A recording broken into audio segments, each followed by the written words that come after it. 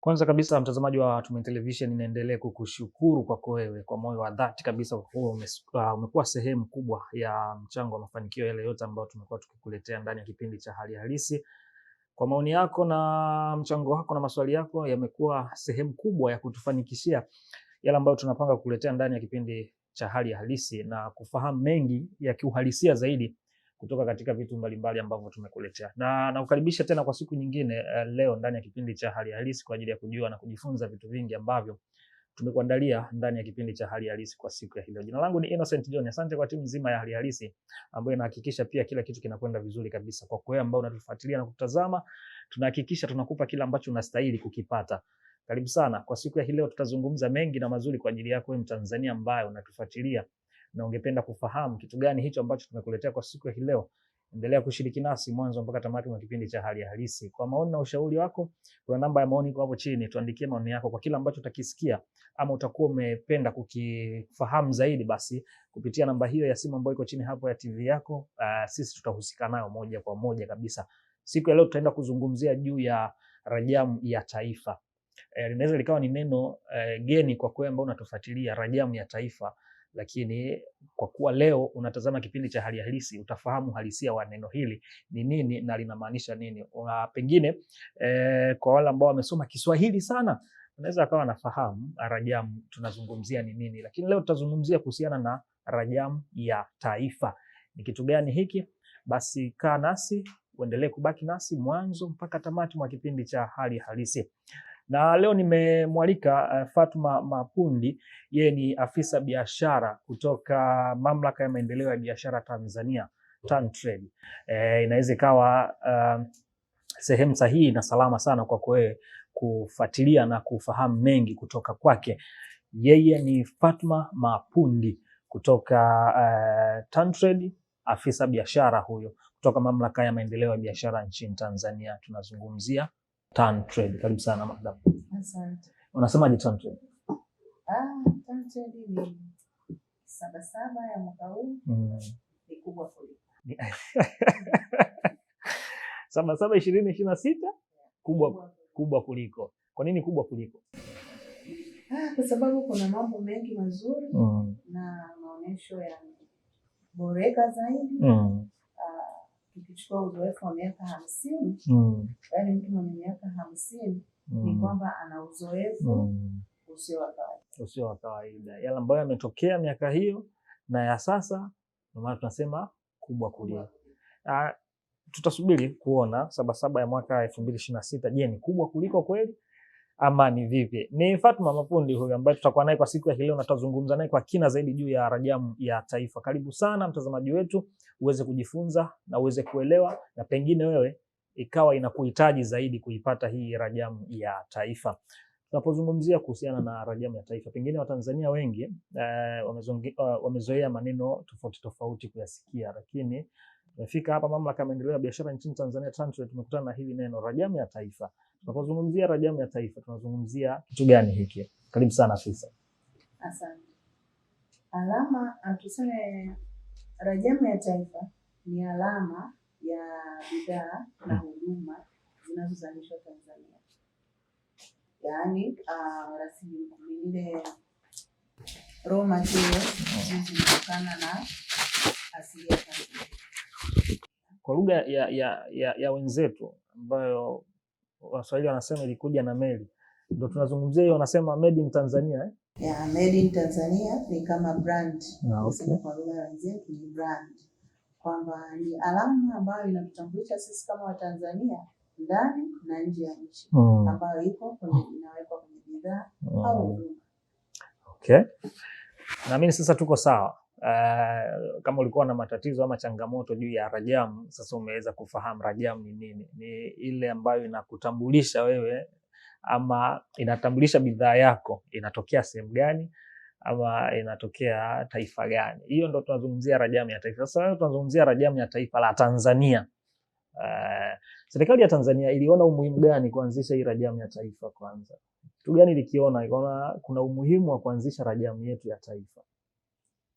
Kuna umuhimu ili uweze kufanikiwa kibiashara, ni lazima watu wakutambue au mataifa ya kutambue kwamba kwenu mna umahiri wa bidhaa gani ambazo mnazalisha.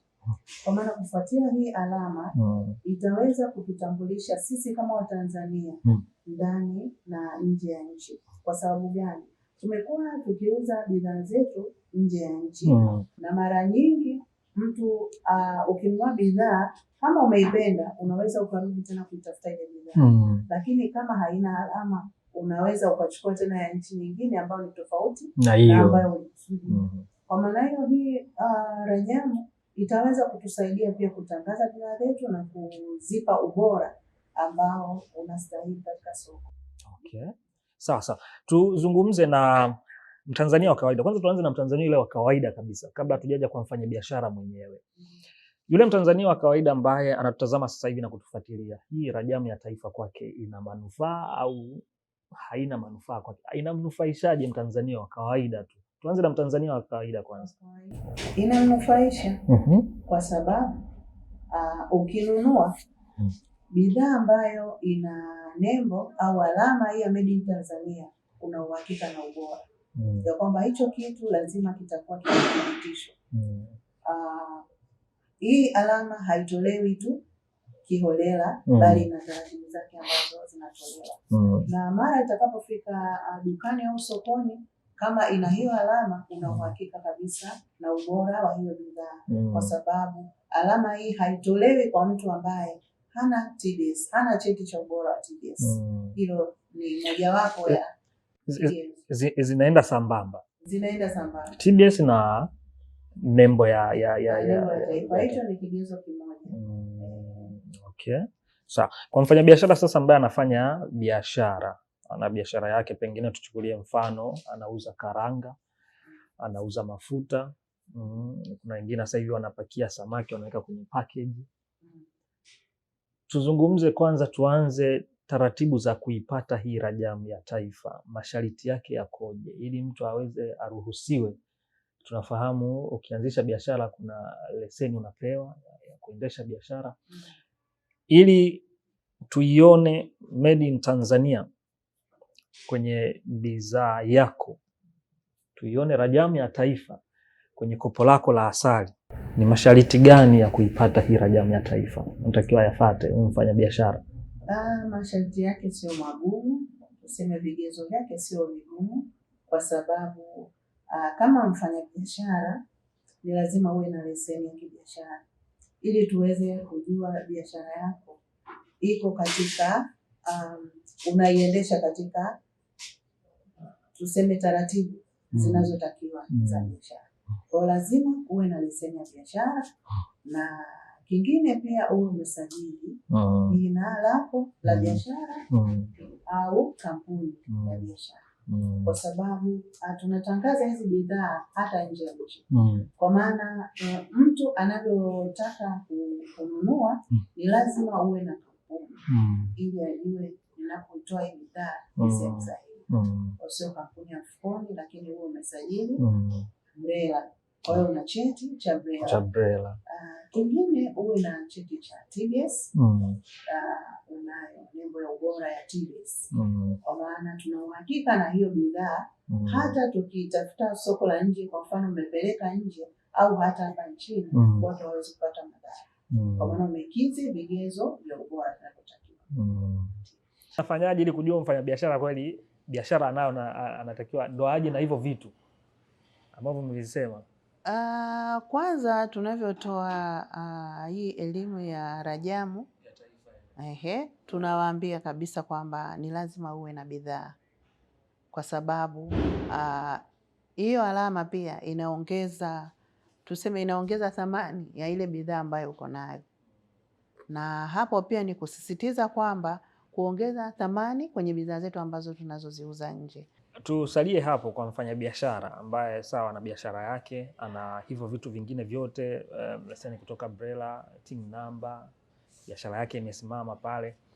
Kuna gharama yoyote ambayo inamhitaji kuilipia hii Rajamu ya Taifa? Gharama ipo kidogo ambao hata yule mtu wa chini ana uwezo wa kuimudu.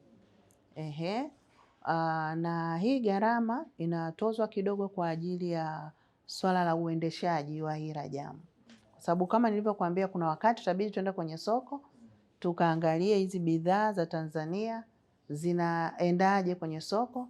Je, ilipowekwa alama ni sahihi? Kwa hiyo kuna vitu vingi ambavyo vinafanyika ambayo itasaidia katika uendeshaji wa hii rajamu. Rajamu ya taifa ni kutambulisha bidhaa inatoka sehemu gani. Shule ya msingi wakati tunasoma, sijajua sasa hivi, lakini naamini hata sasa hivi hiyo ipo.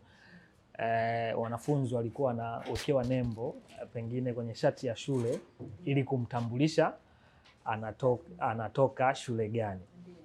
Nachotaka kusema hapa, pengine mmekutana na changamoto kiasi gani hii rajamu ya taifa imetumika ndivyo sivyo. Pengine kwa mfanyabiashara ameitumia ndivyo sivyo, alafu ikaleta changamoto kwamba bidhaa zinazotengenezwa Tanzania kuna 1, 2, 3.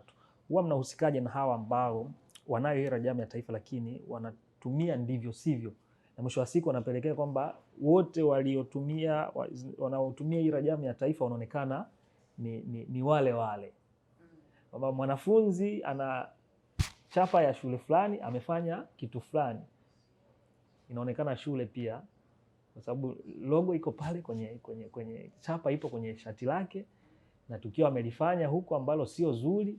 Mnahusikaje na hawa? Pengine kuna namna mkigundua hicho kuna kunyang'anywa hii rajamu ya taifa, ama kuna namna gani ambayo mnahusikana na hiyo kesi kama hizo? Kwa kweli mpaka sasa hivi changamoto hiyo bado hatujaipata, lakini kuna njia ambazo za kudhibiti. Kwenye hiyo alama yenyewe pia kuna QR code ambayo yule mlaji mwenyewe anaweza akaiskani na ikamuonyesha kwamba hii rajamu ilikuwa kwenye bidhaa fulani, na hapa sasa hivi mimi ninauziwa maji, lakini hii ilikuwa kwenye mafuta.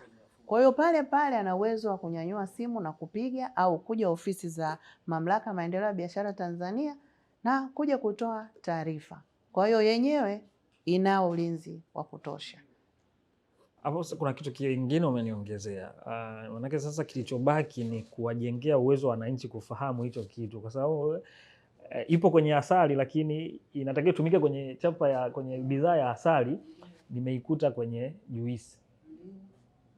Mwananchi sasa hii elimu tunamfikishaje sasa ili aweze kuielewa vizuri, kwamba kwa sababu yeye akiona mimi siwezi kujua kwamba hii inatakiwa ikae kwenye biskuti au hii inatakiwa ikae kwenye bidhaa za maembe. Mwananchi sasa yule wa kawaida, sasa hii elimu na yenyewe tumweke sawa, pengine elimu na inaweza ikamfikiaje ili aweze kuifahamu vizuri?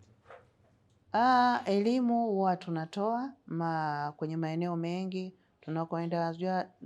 Mamlaka ya Maendeleo ya Biashara sio maonesho tu, pia tunatoa elimu za biashara, elimu za masoko na mambo mengine mengi ambayo yanafanyika tofauti na maonesho. Kwa hiyo tunapokwenda kutoa hizi elimu ni lazima tutoe elimu pia ya hii rajamu, uelewa juu ya rajamu ni nini, faida zake na umuhimu wa kuipata hiyo rajamu na vigezo vinavyotakiwa. Na pia sisi kama mamlaka tunajitahidi katika vyombo vya habari kama hivi mlivyokuja, na pia katika maeneo mbalimbali, hata katika mikutano kuelezea, na tunaendelea zaidi kuwafikia walengwa au walaji kwa ajili ya kutambua umuhimu na wa hii rajamu ya taifa. Rajamu ya taifa mfanyabiashara unayo tayari. Nafikiri kuna swali pale nyuma tunabidi turejee kidogo ili tuliweke sawa, au nilinyooshe inavyotakiwa. Mtu akitenda kosa labda anaweza kunyang'anywa hii akapokwa? Ndiyo, zitafuatwa taratibu, na ikionekana ni kweli amefanya hilo kosa itachukuliwa taratibu za kisheria, kwa sababu hii alama ipo kisheria. Ndiyo, ipo kisheria. Kwa hiyo mfanyabiashara usione kwamba tayari ukishapewa ndio imemalizika. Muda wowote watu wenye rajamu yao waliokupa rajamu, ukienda ndivyo sivyo, basi wanayo haki ya kuja kukunyang'anya ama kukupoka hiyo rajamu ya taifa, na mwisho wa siku ikatumika sehemu nyingine. Mtazamaji, tupate mapumziko mafupi sana. Tukirejea hapa tunayo mengi sana ya kuzungumza, hususan sasa tutaenda kuangalia, je, hii inalenga makampuni makubwa tu ama hata wale wafanyabiashara wa kawaida.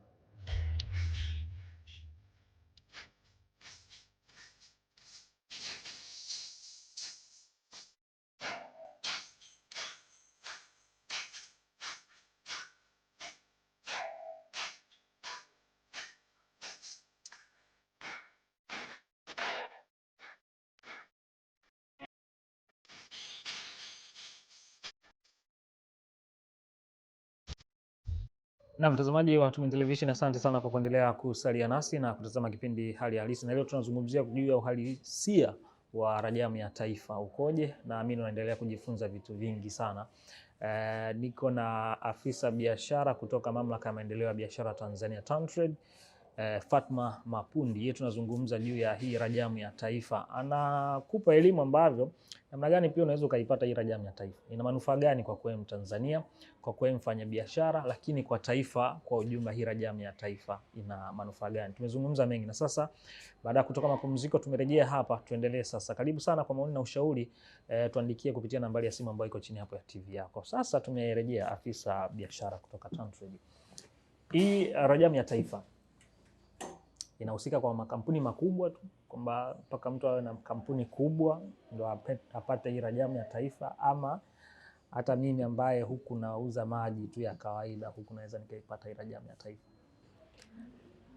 Hii rajamu ya taifa ni kwa watu wote, tuseme wazalishaji wote ambao wamekizi hivyo vigezo, kwa sababu tunao watu ambao wamefanya usajili kwenye mafuta, kahawa, chai na vitu vingine vingi. Kwa hiyo kiwanda kidogo, ili mradi unazalisha Tanzania, una cheti cha ubora, umesajili biashara yako, unayo leseni ya biashara, unayo TIN namba mlipa kodi, basi vivyo vigezo vinatosha wewe kupata hiyo alama.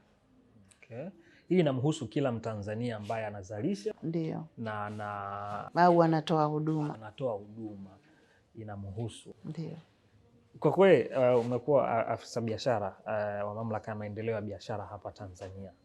Tuzungumzie hii rajamu yetu ya taifa. Unaiona kwenye kiwango gani ukilinganisha na mataifa mengine? Mimi naiona tumepiga hatua, kwa sababu hapo mwanzo hatukuwepo na hii alama. Kwa hiyo tunaweza tukasema kwamba kwenye soko sasa hivi tunaenda vizuri kwa sababu ya utambulisho tuliokuwa nao. Kwa sababu mwanzoni mtu anaweka tu chochote kile, ili mradi au bendera au nini. Lakini kwa sasa toka mwaka jana, maonesho yaliyopita mwaka ya 49 ilipozinduliwa, tunaendelea kutoa hiyo elimu na tunaendelea kusajili. Kwa hiyo tupo kwenye hatua nzuri. Tupo kwenye hatua nzuri. Na watu wanaielewa wanaielewa na wana mwamko. Tunapoenda kuwatembelea, wana mwamko wa kuipata, pamoja na kwamba kuna changamoto ya labda dokumenti nyingine ambazo wanatakiwa kuwa nazo, vigezo vingine, lakini vikikamilika anapiga simu na sisi tunawasaidia kuendelea na kusajili. Tuanze kwanza kwa mtu mmoja mmoja sasa, kabla tujaje kwenye taifa, ili tuende sambamba, tuende sawa wote kwa pamoja, tushirikiane kuikuza hii rajamu ya taifa. Tuanze kwa mfanyabiashara. Yeye wajibu wake na jukumu lake la msingi ni lipi hasa katika kuhakikisha na sisi kila ninapogusa kwenye maduka makubwa, nikigusa tu bidhaa hivi, nikigeuza au nikiangalia hivi nakutana na rajamu ya taifa made in Tanzania. Wajibu wake na jukumu lake kubwa ni lipi sasa? Wajibu wake kwa mfanyabiashara, yeye kwanza ajitahidi kuwa na bidhaa ambazo zenye ubora ambazo anaweka, na pia ikiwezekana kama ni supermarket au ni duka kubwa, kuwepo na shelf ambazo ni made Tanzania. Tusiweke tu vitu vya nje, wakati na sisi uwezo wa kuzalisha tunao, tunaongeza thamani bidhaa zetu. Kwa hiyo ni jukumu letu sisi kama Watanzania kuikuza hii rajamu ya taifa, ili kila mtu ajue na kila taifa lielewe kwamba sisi Tanzania tunazalisha na alama yetu ni hii hapa. Sasa hivi tumeona ni vikundi vya wajasiriamali ni vingi. Kina mama wanakusanyika, wanajikusanya, wanatengeneza vitu vyao, wanazalisha vitu vyao vya pamoja. Kwa hiyo hilo ndo jukumu la msingi, kama alivyozungumza hapa afisa biashara kutoka TanTrade, kwamba wewe kwanza uione thamani ya biashara yako, uione thamani ya kila ambacho nakitengeneza, ili tuweze kufikia lile lengo ambalo tukienda tu sehemu tukutane na hiyo rajamu ya taifa kwenye bidhaa hiyo. Na wasiogope pia kuzipitisha bidhaa, kwa sababu mfanyabiashara mwingine ana hofu kwamba kuanza kukaguliwa biashara yake, anaona ili nipate Rajabu ya Taifa lazima nipitie sehemu fulani ili nipate hivyo vigezo. Kwa hiyo mwingine unakuta tu anauza bidhaa yake bila hata hizo. Nao tunaweza tukawazungumziaje? Kwa sababu anakuwa na hofu tu ya bidhaa yake kuipitisha kwenye hizo njia ambazo inapaswa ili mwisho wa siku aipate hii Rajabu ya Taifa. Ni kwamba ukiogopa kupata hii Rajabu au ukiogopa tuseme kupata vigezo vingine ambavyo vinatakiwa, ni kujikosesha fursa. Kwa sababu fursa zetu zinahitaji pia bidhaa tunazoziuza ziwe zimeongezwa thamani. Kwa maana kama unaongeza thamani, pia utataka kuongeza wigo wa masoko. Kwa hiyo kama unahitaji kuongeza wigo wa masoko, unapokuwa na hii alama inakusaidia wewe kutangaza biashara yako na kuitangaza pia nchi katika masuala ya biashara katika nchi. Mfumo wa Mamlaka ya Maendeleo ya Biashara Tanzania TanTrade ili huyu anatazama mfanyabiashara anatazama akishapata hii Rajabu ya Taifa, mfumo unamtambua moja kwa moja kwamba tuna wafanyabiashara ambao wana hii. Zikitokea fursa za kibiashara, unajua kabisa sisi kwenye mfumo wetu kuna hawa kwenda sehemu nje ya nchi. Moja kwa moja mfumo wenu unajua kabisa sisi tuna wafanyabiashara hawa ambao wana hii Rajabu ya Taifa, wanaweza kwenda kuitangaza. Huo mfumo upo. Ndio. Na unamtambua mfanyabiashara hata fursa zikitokea.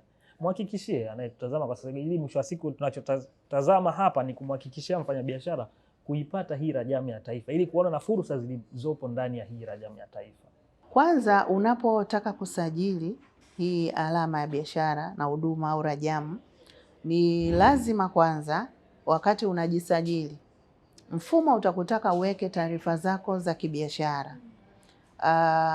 Utaweka pale labda uzalishaji wako, itakuuliza jina lako, kampuni yako, vile vitu muhimu vya kibiashara ambavyo unatakiwa uwe navyo. Kwa hiyo na ule mfumo utakuwa kwenye database ya TanTrade, ambapo sisi wakati tumepata fursa mbalimbali, labda kuna bidhaa inahitajika labda kwenye soko fulani, labda ni China au ni wapi, kulingana na capacity ambayo unayo, ule uwezo wako wewe wa kusupply, tutaangalia kama pale unafiti, kwa sababu tayari uko kwenye database. Tunao uwezo wa kuwaunganisha na mteja wote wale ambao wanastahili, mkakubaliana, mkafanya biashara. Na mnafanya biashara nyie kwa nyie, sio kwamba TanTrade pale hausiki. Akishaunganisha yeye anaangalia tu makubaliano yenu mtakayokubaliana, basi yeye hapangi bei wala hapangi nini. Yeye kazi yake ni kuwafanyia nyie ili muweze kufanya biashara vizuri. Mimi naamini kila mtu anafanya biashara kwa ajili ya kufikia malengo ambayo amejiwekea, na nimeuliza hili swali kwa afisa biashara kutoka TanTrade ili pia uone namna ambavyo fursa ilipo katika kuhakikisha unaipata hii Rajabu ya Taifa. Pale ambapo kuna masoko yanajitokeza, mfumo wa TanTrade unatambua imekuja fursa moja kwa moja, kama alivyozungumza hapa afisa biashara, wanawaunganisha alafu wanakaa pembeni kuendelea na biashara. Huoni kama ni fursa kwa kufanya biashara kuchangamkia hii fursa ya kuwa na Rajabu ya Taifa? Tufuata tu vigezo ambavyo tumezungumzia hapo mwanzo. Tumezungumzia sasa jukumu la mtu wa kawaida, mfanya biashara na hawa wengine.